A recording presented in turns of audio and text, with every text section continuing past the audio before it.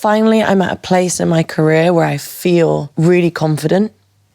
It took me so long to get to this place. Is that the book? That's the book. The very first page, it says, Radical Optimism. You kidding? That's the first thing you wrote? Yeah. Like, what was under there? Yeah, that's what I want to know. That is like something I really don't want to do.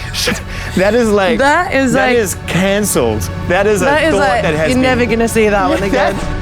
By writing these songs, it's a form of therapy for me. It's just such a vulnerable thing to do, is write your thoughts down into melody and then have it be consumed by other people.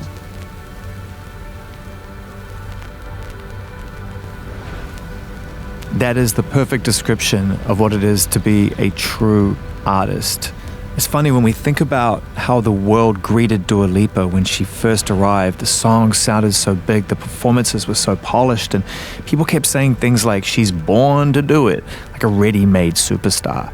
But what I learned when I sat down with Dua in London recently to talk about her latest album, Radical Optimism, is that this has not been some predestined journey to greatness. Dua has pushed through enormous amounts of criticism and self-doubt where the story can be told, and I think it's going to surprise you. We're doing a tell-all. This is my first time talking about anything, album title, the record, the songs individually. It's a collaboration. I always used to think when I first started doing this stuff that it was like I asked the questions and someone answered them and it was a simple trade, and it's not. It's actually a dance.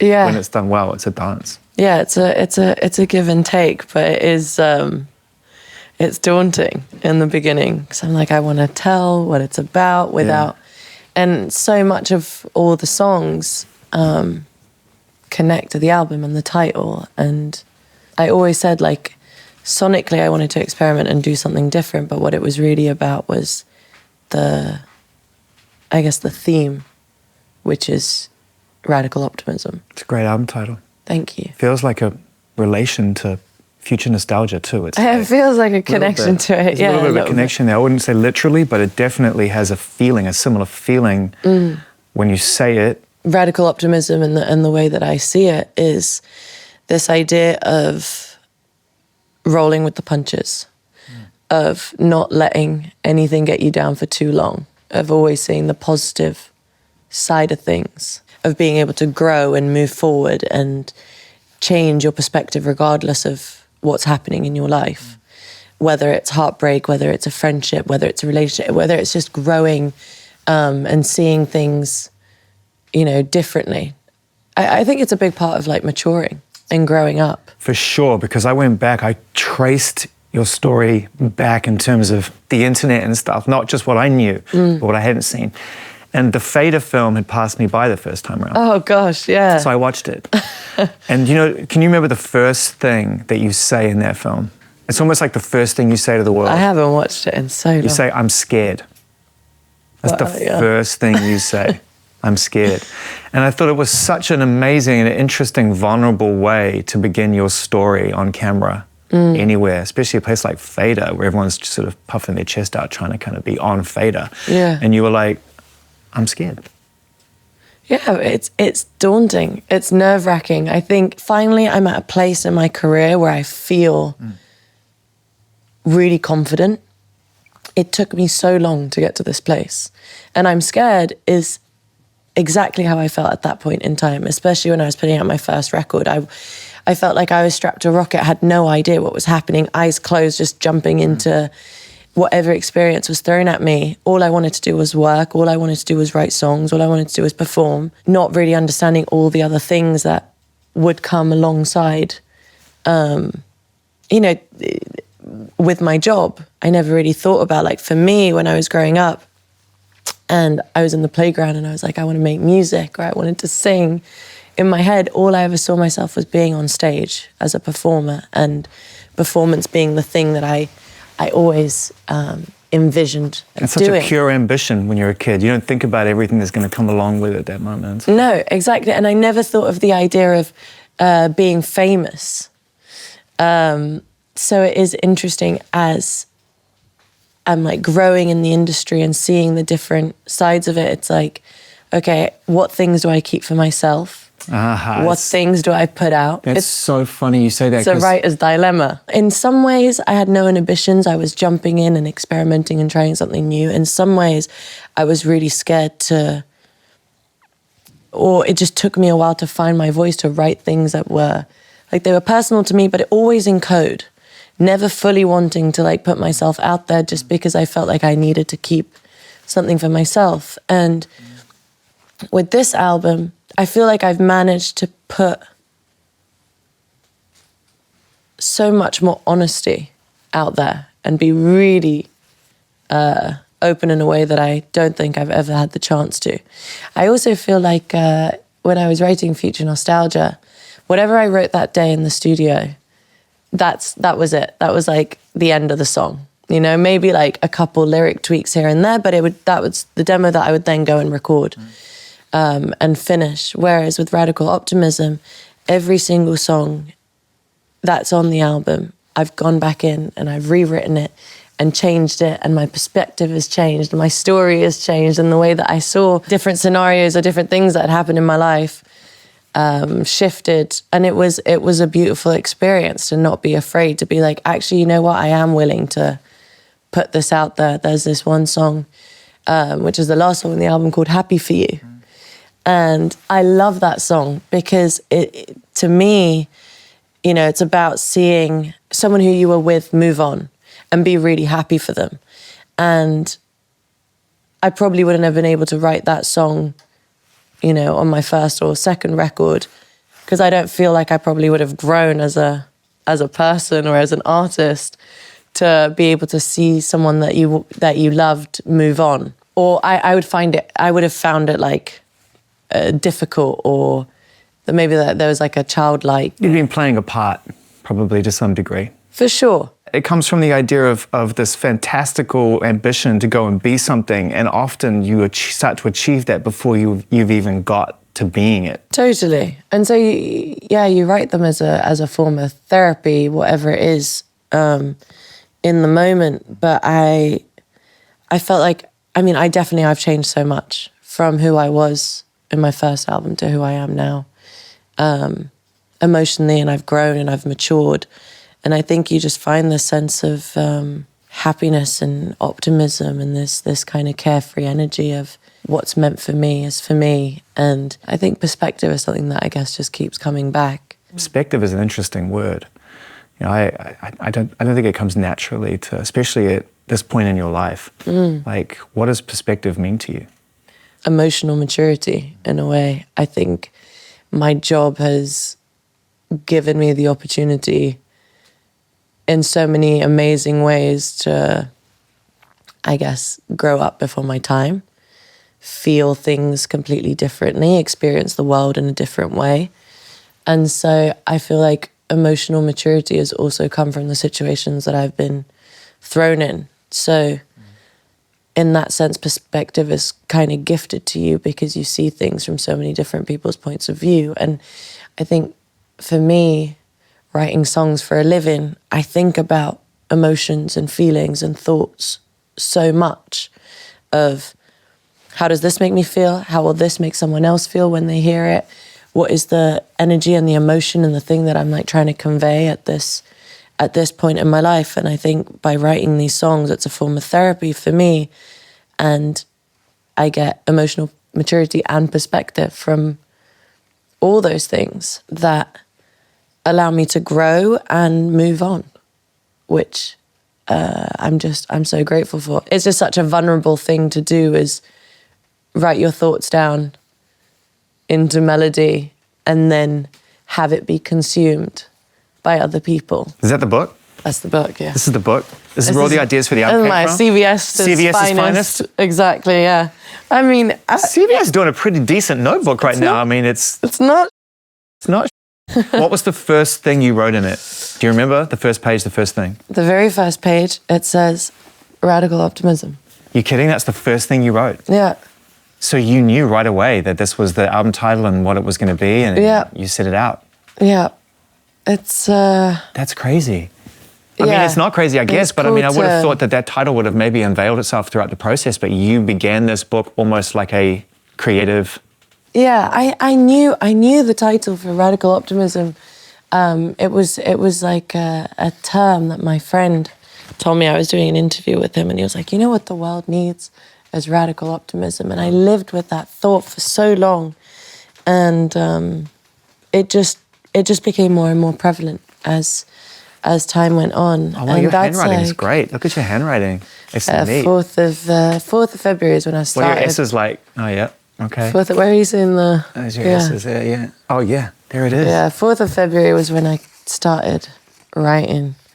I have so many, like, notes and letters and stuff. And does it get really personal? Like, I would never ask, but would you be trepidatious to let someone just rifle through that? Because there's things in there that inspire you? Yeah, I would. There's also this thing of, like, you know, every single song that I've written for this record is on here, and not every single one is good. So I feel like I always have to, like, write myself into a good idea.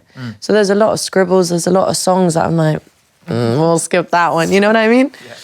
Yeah.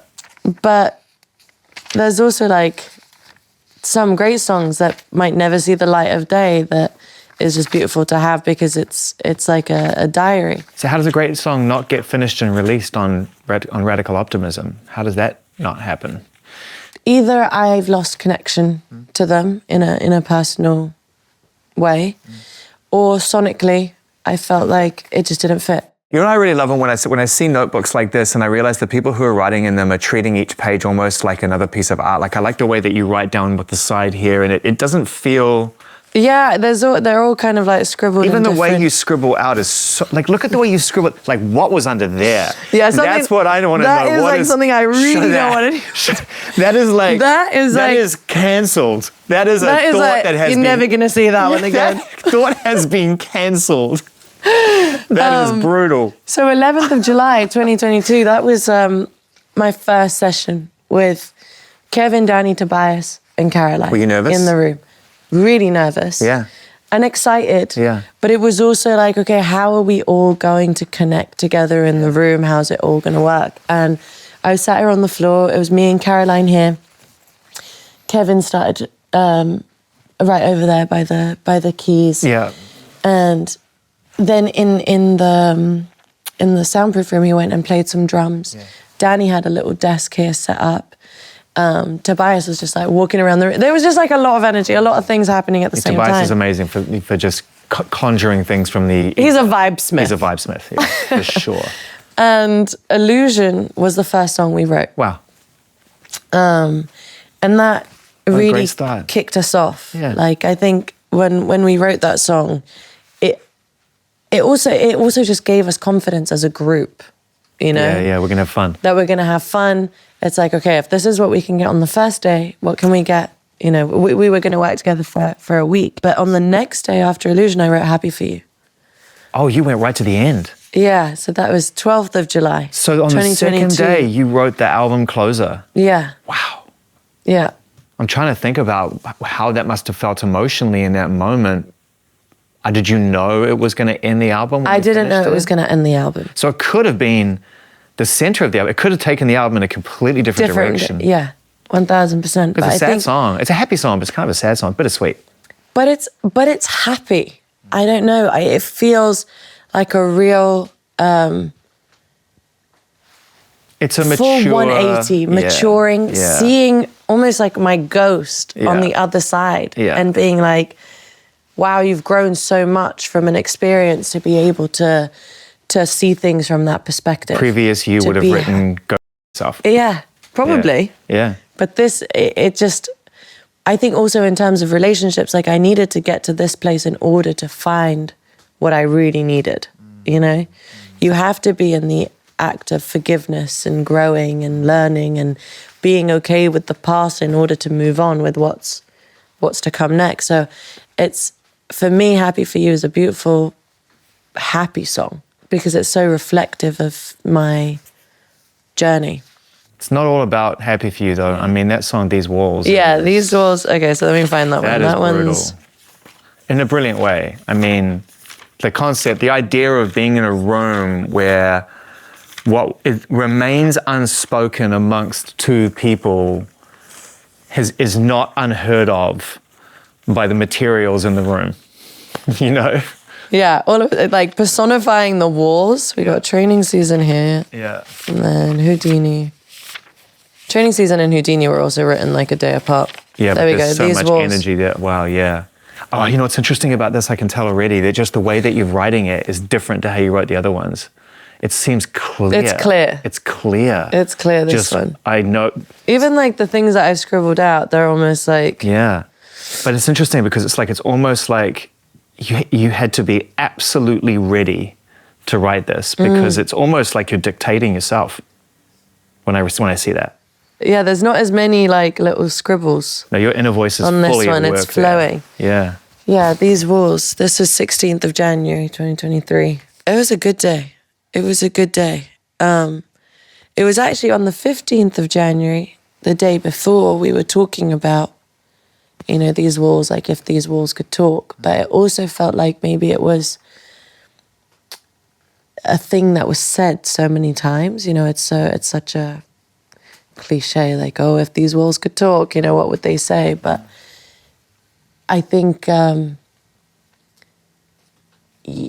you could feel that energy. I think if you know, when you walk in a room and there have been two people who have been arguing or there's been upset, there's an energy. Yeah. There's a feeling, there's a heaviness that you feel. Yeah. Whether you like it or not. And a lot of the time it's almost something that you can... I feel it in the studios. Touch, yeah, 1,000%. Like whoever's been in there before or Totally. in it in the moment, whatever they're feeling comes across in the energy of in the state of the room. So these rooms, they capture things and they hold on to things. And I think that song is a really good example of like, you know, addressing the inevitable. Yeah, I was dialed in on this one. I think it's the inevitable. It's that conversation that no one really wants to have, but you have to do it. Someone has to just pull the plug. And as painful as it is, it's usually for the right reasons. You know, Oh, for sure. What's meant for you is meant for you, and your gut instinct will always tell you when something's right or not. We just don't want to listen sometimes. Exactly. What was the last thing you wrote in the book? And will it be the last thing that you write in that book? The last thing I wrote was the middle eight in the song Falling Forever. And I think, that was it. That's looking like it's the last thing Wow. that I've written. Amazing that you've Goes been able to back to capture free that. falling forever, letting go of control. That is like a classic example of appreciating in the moment what it was that you had to go through to make this record. You knew it wouldn't be enough to go from session to session and conjure it up from the atmosphere or from some magical place, and then to record it wouldn't be enough. Like, you approach this like a significant era in your life. Yeah. I mean, it's a big, my Saturn return is a big growing. That's your Saturn return. That's my Saturn return in a notebook. Right there, in a notebook. Surprised this thing isn't opening up and the leaves are flicking itself, you know, like some poltergeist is about to come out and start. I'm not done, I have more songs. No, I'm done. This chapter You're is done? like, this chapter's done. It's Oh my God, now I get I did so much growing. I'm like, I feel like that is my exorcism. Can I have one old man boomer patronizing pass? You're not done. There's so much more. There's more coming, but it's a new chapter. Fine. Call it what you want. But Whatever. Dude. We'll be here in 10 years' time with another notebook on the table. Exactly. We'll talk about that one. I always think execution from anybody who's doing that is the greatest gift, because I think the creative part of it is the safe space. This is a safe place. When you're in here for, what was it, a year and a half? A year and a half, yeah. Yeah, and you've earned the right to take your time. What a beautiful place to be able to be self-aware and to analyze how you're feeling and turn that into thoughts and melody. But when it comes out, the execution on it, I think that is really the great gift, when the artist actually decides to let it go, and then we get it. Yeah. That's the gift. Yeah, well, for me, it's always, you know, this room in particular, this has been, my home. and it's been my safe space. This is where you recorded the vocals, right? Literally. I did everything here. Here and on this floor and on this table. We had scribbles everywhere, dancing around the room. Like everything happened here. How do artists record vocals lying on the floor? I still to this day not lying on the floor, but I'd be sitting. I've got videos of just like me with an SM7. I mean, I did end up putting them on like a Telefunken in the end for the final vocals, but there were some that we kept from the original demo, because I think it's just like the energy of doing things in the moment that stayed. This room has seen me through so many seasons. Because you can see them. We were joking about how most studios you can't even see them. Exactly. Like I went through the heat wave. I went through the heat wave in London. There was snow and rain, and I was ecstatic and so happy, and I was sad and miserable, and some days I had writer's block, and some days I felt like I wasn't getting to the crux of the real emotion that I was trying to convey. And I don't feel like you take any of this for granted. And there was a quote, I think, from your dad that said you have to work really hard to achieve a little bit of luck, to get a little bit of luck. And I know that your father was in a band and made music, and I wonder whether or not, so I'm assuming that was his dream, his first love, is to make music. Yeah, music. Yeah, and then somewhere along the line, like many of us, he moved into another part of life. Yeah. Still love music, but it wasn't the active thing anymore in that regard. And so I wonder whether or not that experience, how that impacted the way you approach your craft and your work ethic. Having that kind of advice from your father from inside that experience of being a musician, but knowing how hard it is, and knowing that just having a dream on the playground is not going to be enough. No, I don't know. It's so I guess difficult to like pinpoint it to a certain thing, but seeing my parents' work ethic, seeing them adapt to so many different things, whether that was, I mean, not that I saw them firsthand, but when they left Kosovo because of the war that was happening in Yugoslavia to London, they just grafted and they hustled and worked really hard. And then, I was born in 95, and I just grew up watching them adapt to every kind of situation.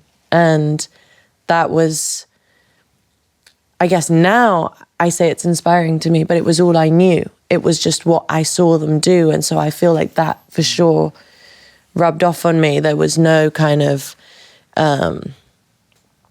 this isn't going to work out option.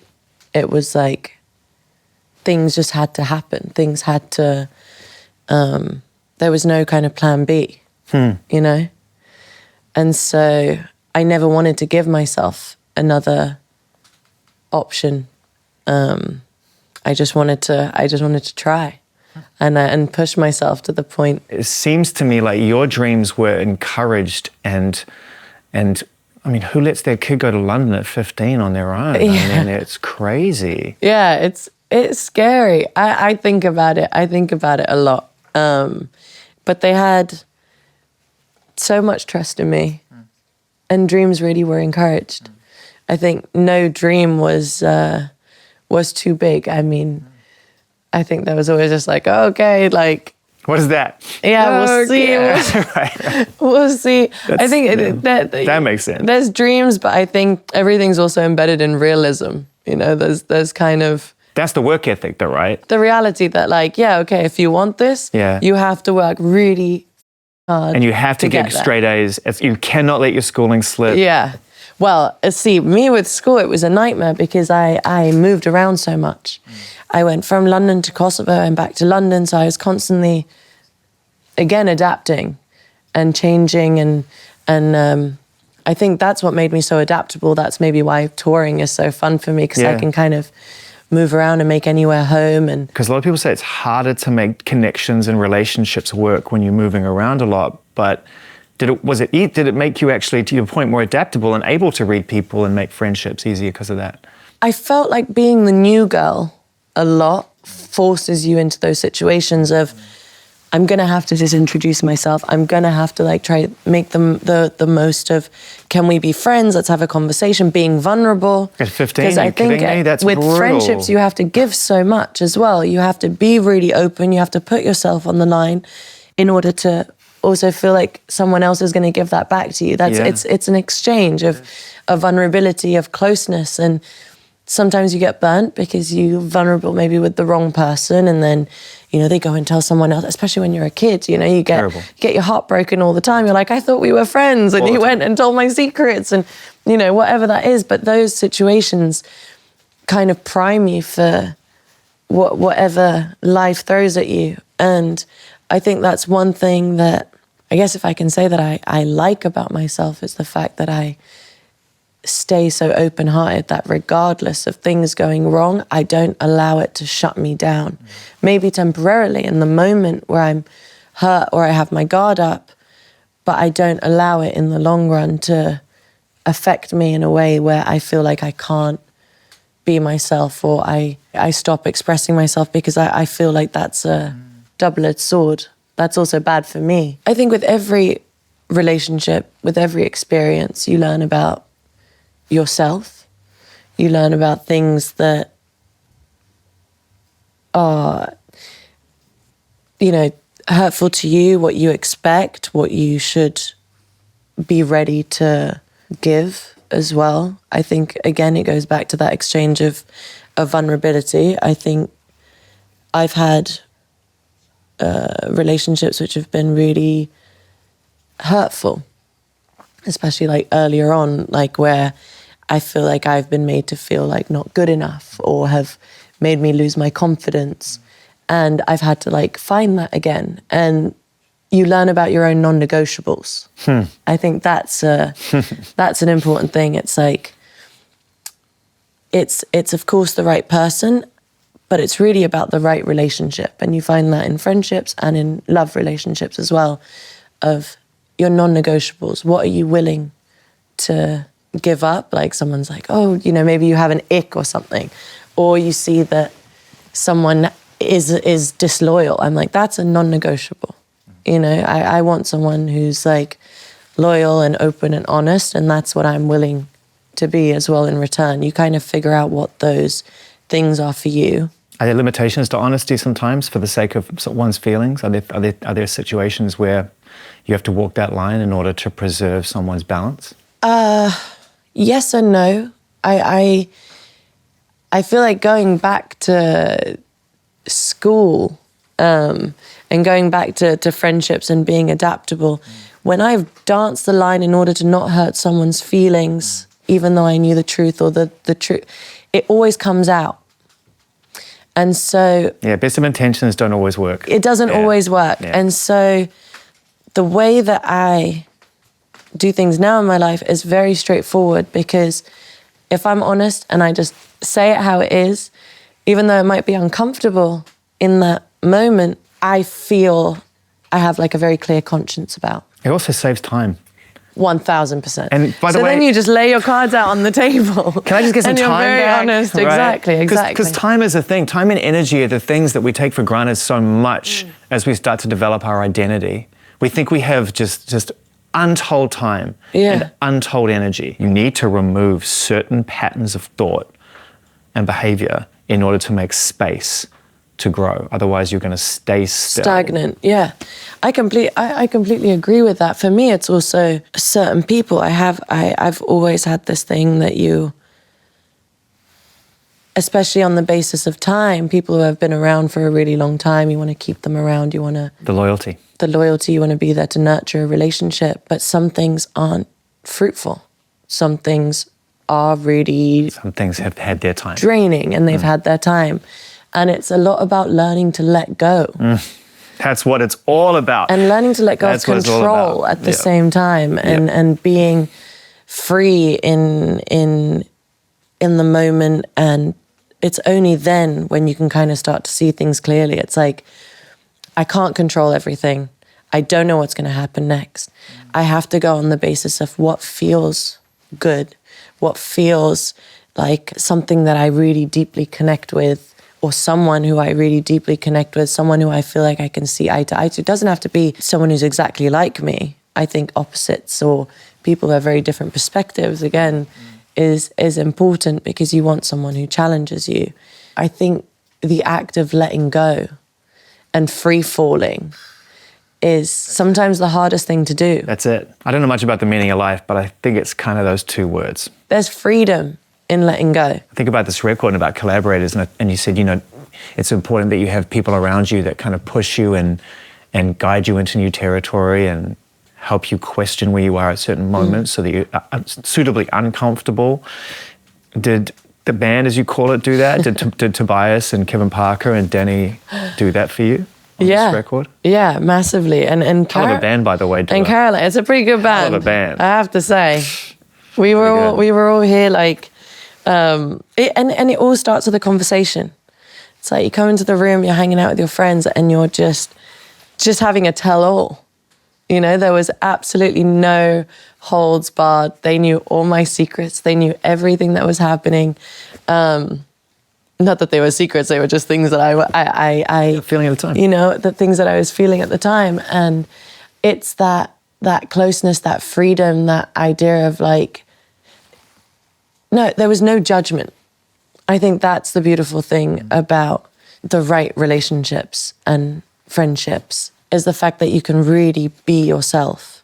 And I could really be myself in front of Tobias and Kevin, Danny and Caroline. And everyone's so different, but the fact that everyone felt free to just be themselves is what I think created such a beautiful energy in the room. You can hear it from the minute you press play on the record. I mean, End of an Era is one of the great pop album openers for me. I've heard a long time. I mean, it's got that beautiful chordal turnaround that's just a bit off. It's just a bit underworld. It's just a bit house music. It's just like dun dun dun dun. It's just got that thing that makes you want to kind of keep moving with it.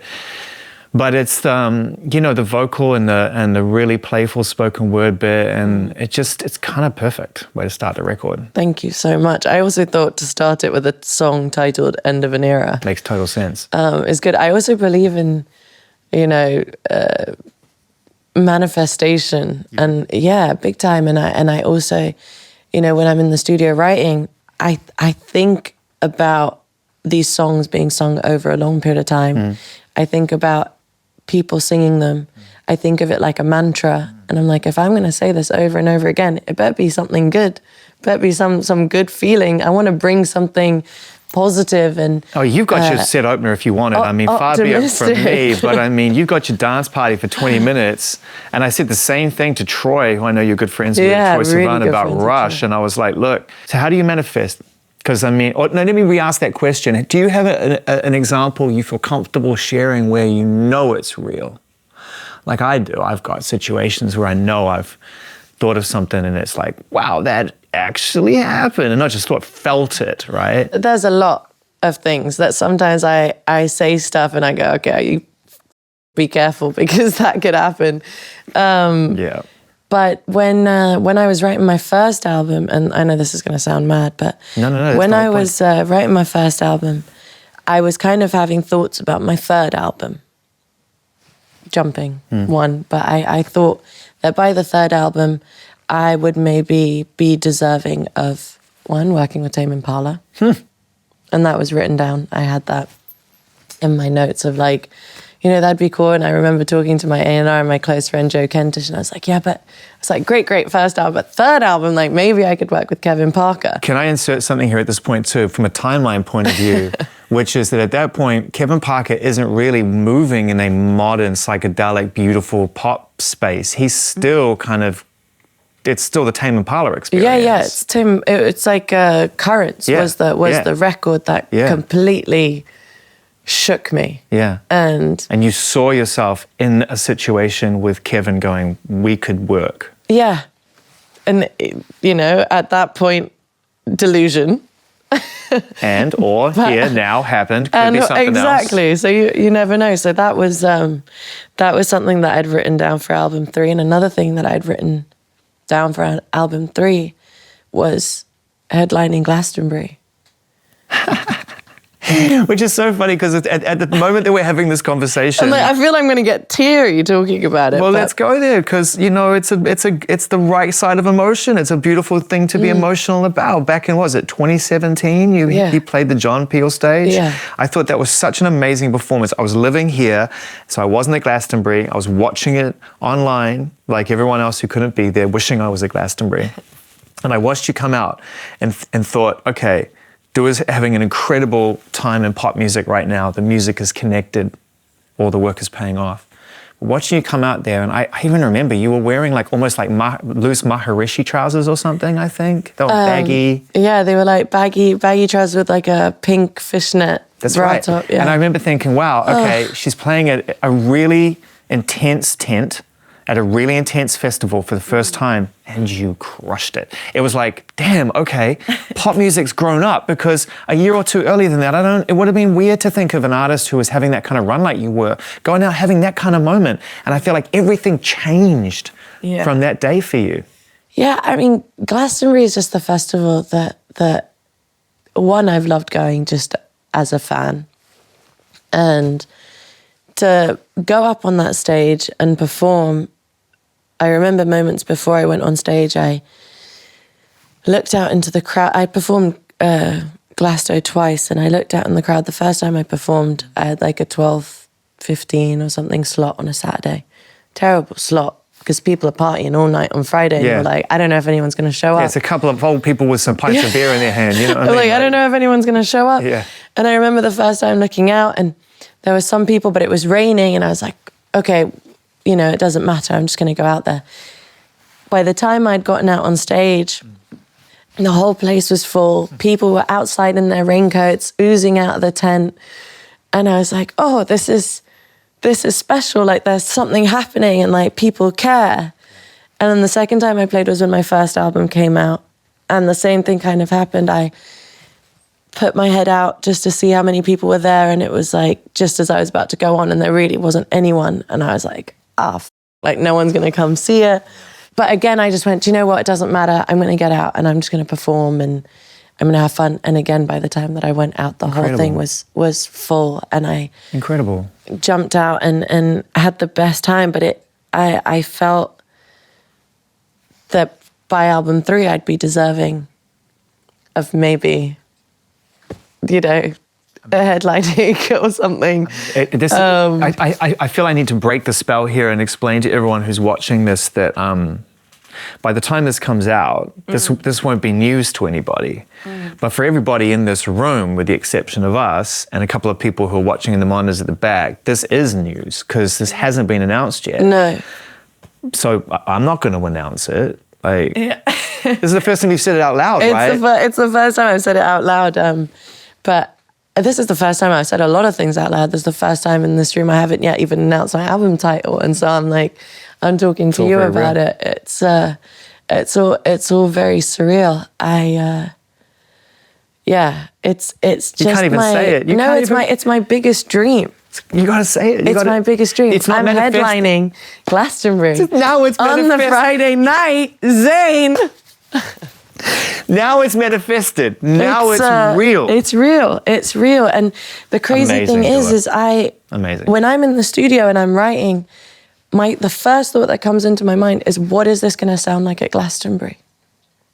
Beautiful. Like it's the pinnacle for me. Yeah, because you've seen it. It's the most human experience any festival can ever create. It's not just about the size, the crowd, or what it sounds like, or anything else. It is a proper humanity-based experience. It's like people come there to be with each other, for sure, and to experience something that is the purpose of that celebration. Right? No, for me, it's the most beautiful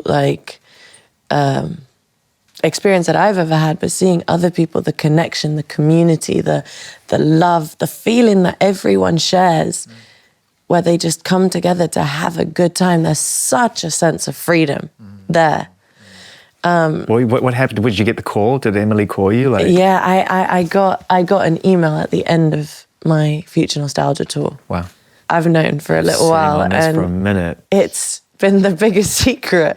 Because you keep secrets good. Wow. Biggest secret ever. But it's working on Radical Optimism. It's been that thing of like, and actually I didn't even tell the band until we were coming towards the end of the writing, and I was just like, I'm going to perform quite a few of these songs on the record at Glastonbury. And I'm going to be headlining. And I think everyone was just like, I think they felt the energy. Yeah. Yeah, they were like, wow, I'm so glad we put all the effort in these songs there. That fueled me in a different way to make this. Of course, because you have this destination and you know that there's going to be that moment. Being in here making this music and deep down in your mind, you're just thinking about what it's going to look like on stage, yeah. Every time I think about performing these songs, it's like a rush of electricity going through my body. You can hear it on the record. You can hear it on the record for sure. Will any of the band show up for the shows, or are they in studio? You can't wink like that now. Maybe. Maybe. That'd be amazing. Wow, what a great experience. It's going to be something else. You know, I think about the journey you've been on up to this point now, your third album, manifesting these amazing experiences into reality, Glastonbury to come, all these great things. And I think about what an interesting life you've built for yourself outside of just music, and the way that you appreciate the idea of self-ownership and are unafraid to take responsibility for decisions across multiple verticals in life.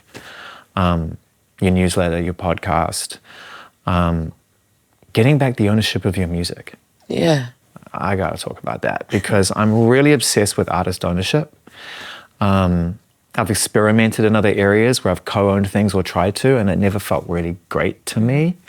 It's not easy getting control over your catalog like that and over your songs like that. Can you tell us a little bit about how you did that and what it's meant to you to know that those songs now are under your stewardship? I guess in some ways I started in this industry fairly young. I was learning the ropes as I was going into it. I knew what I wanted out of my job. A lot of it revolved around performing. You know, like I said, like that was just my idea of my career. And I guess along the way you kind of understand that the music industry is also a business. Yep. And how I guess just growing in it, understanding it differently, reading the small print. As an artist, you just want to stay in the creative lane. You want to just be like, I just want to make my music. That's all I care about. I don't want to think about, you know, the business side of it. But it is at the end of the day. Yeah. And I had to start paying attention to that. I think, again, another part of growing up is just relying on yourself more wholeheartedly and being like, I want to be in control of my career. I want to know everything that's happening. It was just important for me to have everything under one bracket. Like, I want to be my own business. I want to own all my music. I want to have my own like production company that will do things, you know, under this thing that I've called Radical 22, which is a management company, which I do with my dad. It's a family business. Yeah, which is great because we have such an open dialogue. I think that also goes back to the early trust that I've had with my parents. And I've never felt more in control of my career. He represents your interest brilliantly, I tell you, because I've asked him. Oh, yeah. And he's like, well, I can ask her. Yeah. That's the line, and it's the right line. But it's just like that. Like it's this constant open dialogue, which is incredible. And it was really what I needed in order to do the things that I love. And so acquiring my publishing was a big step and something that I've been wanting for a long time. And also I just wanted to be separated from, I guess, another entity. I wanted to be everything under one roof. They're your songs. Yeah. They're your songs. I wanted to be the decision maker on what happens with them and where they find a home and you know, what happens next. I think all those things are important, but I think I want to be the decision maker. What was the turning point for you when you came to that realization that being a part of the industry wasn't enough for you, that you ultimately wanted to build your own foundation? It's funny, everything kind of trickles back from when I was younger. Like now talking about Service 95, when I was 15 and I just moved back to London from Kosovo, I started this blog and it was called Do It Daily. And I would just like random ramblings, and it would be recommendations or how I made the smoothie or what I was wearing or the music I was listening to or whatever it was. Were you doing that just for fun, or did you deep down know even then that this was important? No, it was fun.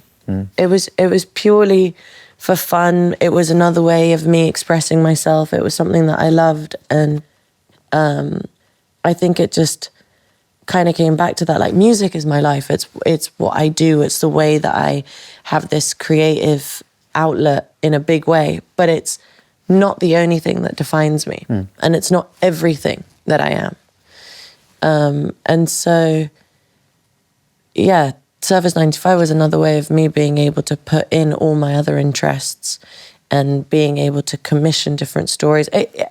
One thing that I've been lucky with is like the curiosity gene. I've always wanted to learn new things. I always want to like dive in and, you know, find out about a book or find out about what's happening in different parts of the world. And I think that interest and that curiosity has made me want to do it on a bigger scale. I love your podcast, and I love how you frame your questions. They're so direct. It's awesome. And I think you get a lot out of people because of it. Thank you. It's more than an exchange. It's a dance. It's a dance. It's been eye-opening. For me also, what I've realized is when I do long-form interviews, I can really dive in deeper, and I really enjoy that. And that's something that I enjoy with the podcast. I feel like I have more time to express myself, more time. Sometimes my thoughts take on their own little life, and as I'm speaking them, then I'm like, oh, it all makes sense. That's what I mean, you know? It's having that space, and I feel like you provide a beautiful space, and I feel like I can really talk about my experiences freely, and I think that's the key. It's much easier than when everything's, you know, bite-sized, or you have these 5-minute interviews and you can never really quite get to the nitty-gritty kind of thing. 5 minutes. Exactly. It's quick. It's like bite-sized. So yeah. That kind of changes the feeling. But these are the things that I live for, like these deep conversations. I love that. Will you keep going? Yeah. Will you keep doing it? Yeah, I will. Man, so much research goes into it. You do your so research. Much time goes into it. So it's a lot of like, you know, you have to, I listen to all their other podcasts and watch the documentaries and read the book and, you know, all before I have to interview them. So who are you most nervous before you spoke to? Tim Cook. Get out of here. I swear, I was so nervous because I didn't know what to expect. Yeah. You know? I mean, I think I'm allowed to say this, although we're very careful about how we talk about our inspiring and erstwhile leader, but he's awesome. He is. He's amazing. And he was so easygoing and fun and had a light energy. The thing about Tim is, you know, if he shows up, he wants to do it. Because he doesn't have. And he came to the house. He came to mine to hang out. It was lovely. We had a great time, and he made me feel at ease. Yeah. I think I made him feel at ease. Who surprised you? Who was the one in conversation that went there to places that you really felt you weren't expecting, and you emerged from it feeling different than when you started? You know, I've had so many conversations that I feel like I've been spoiled by surprise. I think I leave a lot of them quite moved. But speaking to Brian Stevenson, the civil rights lawyer who helps get people off death row, that was an unbelievably moving conversation. I think one where I've left feeling so grateful, one for him, but also seeing like the kind of people we have in the world that are so selfless, so giving, so dedicated to other people.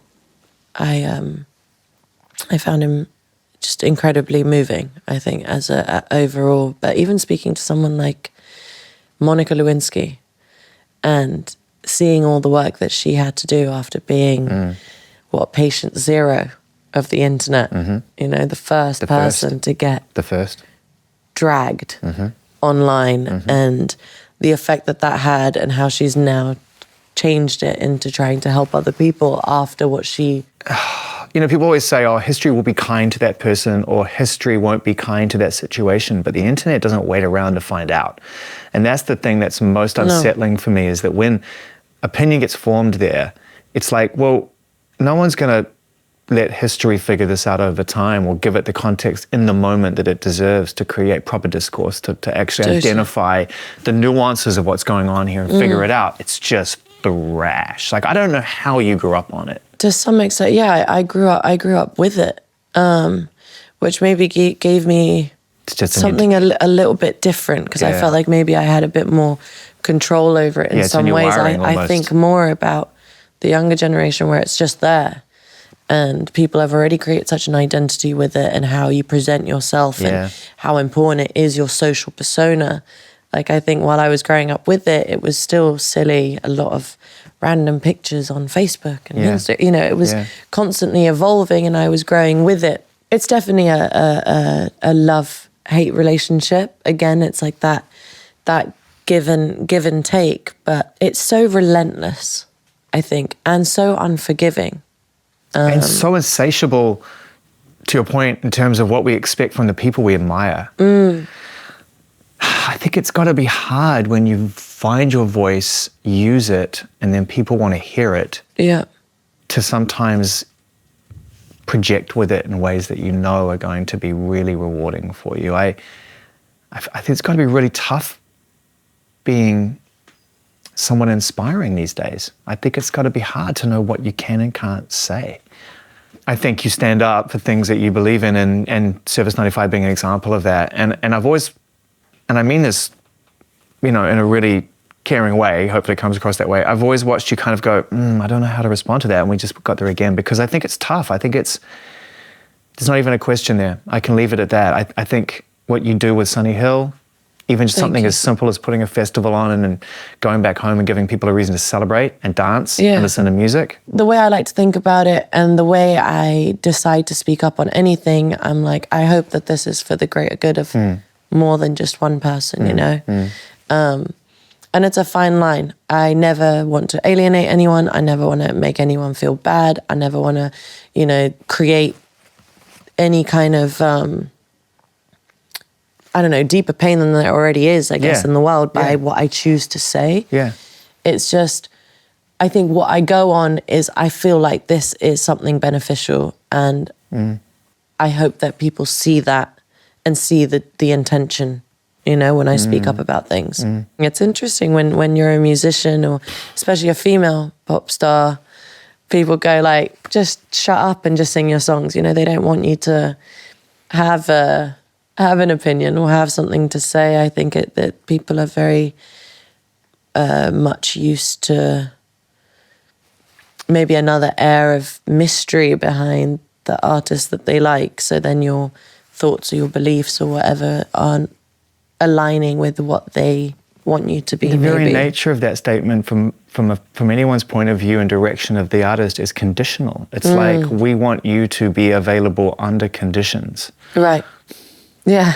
And it's not, I just... Be what I want you to be and not who you are. Kind of ownership, yeah. And as a fan, I can relate to that. But at the same time, as I'm having more conversations in this space with artists like yourself who are like, I'm not really built like that. Yeah. I'm realizing that trait is outdated. For sure. And some people are going to let you down.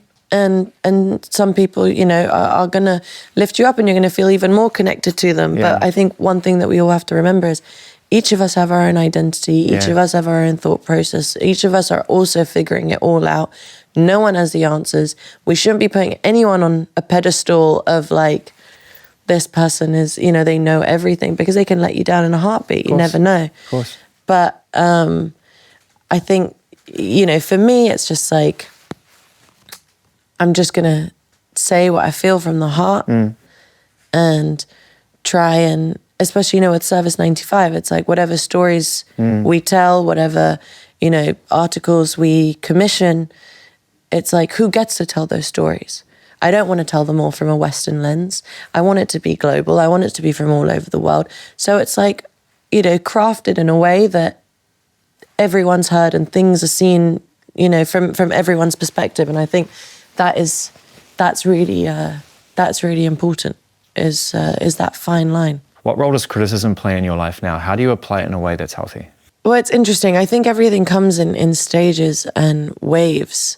There can be a moment where people really like love you and you feel so supported and you're like, oh, this is great, you know, especially in the beginning. I was doing interviews and people were like, how do you deal with hate? And I'm like, I don't get any hate, like it's great, you know? Yeah.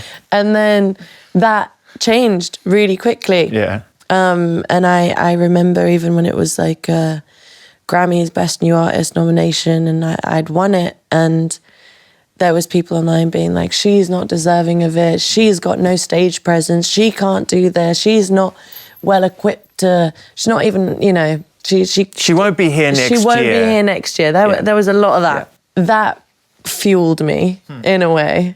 I try and not use criticism as like this like revenge Why not? thing. It's but it does push you juice. It's the best. You juice is really good. It's the best. So I think you know, whenever I see or feel or read anything that goes against what I know is coming, or what I've been doing, or how hard I've been working, or whatever it is, I just kind of take a step back and I just go, okay, all of this is background noise, and I should just stick on my path. Focus. Because every time someone has doubted me, I've proved them wrong. And for me, I'm like, this is fueling me. This is like pushing me to be better, to work hard. And I get a real kick out of proving people wrong. Boom. Boom. There it is.